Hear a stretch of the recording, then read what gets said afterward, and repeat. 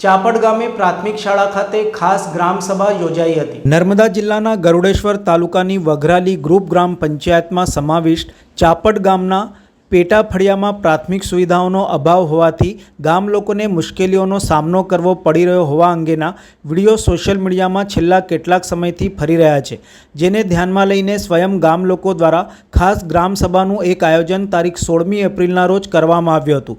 પ્રાથમિક શાળા ચાપડ ખાતે યોજાયેલી ખાસ ગ્રામ સભા દરમિયાન ગામના વિકાસ અને સરકારશ્રીની વિવિધ યોજનાના બાકી રહેતા કામો અંગે પણ ગ્રામ સભામાં ચર્ચા કરવામાં આવી હતી। ગ્રામ સભામાં ગામના આંતરિક તેમજ સ્મશાન સુધીના રસ્તાઓ તથા આંગણવાડીના બાળકો માટે સ્વતંત્ર બોર મોટરની વ્યવસ્થા ઊભી કરવા અંગે સર્વાનુમતે ઠરાવવામાં આવ્યું હતું। ચાપડ ગામના પેટા ફળિયામાં સુવિધાઓનો અભાવ હોવાના સોશિયલ મીડિયામાં વાયરલ થઈ રહેલા વિડીયો અંગે ગ્રામ્ય લોકોએ ગ્રામ સભામાં સર્વાનુમતે ઠરાવ કર્યો કે ચાપડ ગામમાં માકડખળાનો સમાવેશ થતો નથી અને ચાપડ ગામનું આવું કોઈ પેટા ફળિયું નથી, જેથી આ વાતને પાયાવિહોણી ગણાવી સોશિયલ મીડિયામાં ફરતા વિડીયોનું ખંડન કર્યું હતું। ગામ લોકોનું કહેવું છે કે હાલમાં ગામમાં 24 કલાક વીજળીની સુવિધા ઉપલબ્ધ છે, તાલુકા મથકને જોડતો પાકો રસ્તો પણ છે, ગામમાં ધોરણ 1 થી 5ની પ્રાથમિક શાળા પણ આવેલ છે, નાના બાળકોને શિક્ષણ માટે અન્ય ગામમાં જવાની જરૂર પડતી નથી અને આરોગ્યની સુવિધાઓ પણ પૂરતા પ્રમાણમાં અમને ઉપલબ્ધ છે અને ગામમાં અલાયદો મોબાઈલ ટાવર હોવાથી મોબાઈલ કનેક્ટિવિટી નેટવર્ક પૂરતા પ્રમાણમાં હોવાથી ઇમરજન્સીના સમયમાં પણ સરળતાથી ગ્રામ પંચાયત, તાલુકા, જિલ્લાના અધિકારીઓનો સીધો સંપર્ક કરી અમારી જરૂરિયાત પૂરી કરી શકતા હોવાનું ગામ લોકો ગ્રામ સભામાં જણાવી રહ્યા છે। વઘરાલી ગ્રુપ ગ્રામ પંચાયતના અગ્રણી શ્રી પંકજભાઈ તડવીએ જણાવ્યું હતું કે વઘરાલી ગ્રુપ ગ્રામ પંચાયતમાં આવેલ ચાપડ ગામમાં સરકારના ધારાધોરણો મુજબ તમામ સુવિધાઓ ઉપલબ્ધ છે। જે કંઈ વિડીયો વાયરલ થઈ રહ્યા છે તે તદ્દન પાયાવિહોણા અને ખોટા છે। ગામમાં રાજ્ય અને કેન્દ્ર સરકારની વિવિધ યોજનાઓના લોકોને પૂરતા પ્રમાણમાં લાભ પણ મળી રહ્યો છે।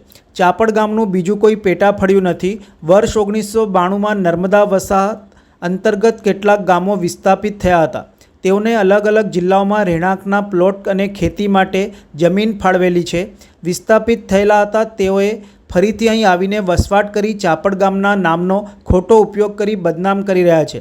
ચાપડ ગામમાં છેલ્લા 17 વર્ષથી આંગણવાડી કાર્યકર તરીકે ફરજ બજાવી રહેલ પિંકલબેન વિનુભાઈ તડવીએ જણાવ્યું હતું કે આંગણવાડીમાં સરકારશ્રીની જે યોજનાઓ છે તે તમામનો લાભ અહીં બાળકોને આપવામાં આવે છે। ચૂંટણી પ્રક્રિયામાં સહભાગી થવા માટે ગામ લોકોને દૂર સુધી જવું ન પડે તે માટે ગામની પ્રાથમિક શાળામાં જ અલાયદું મતદાન મથક પણ ઊભું કરવામાં આવ્યું છે। તાલુકા મથકથી ગામમાં જવા માટે પાકો રસ્તો અને 24 કલાક વીજળીની સુવિધા ઉપલબ્ધ છે।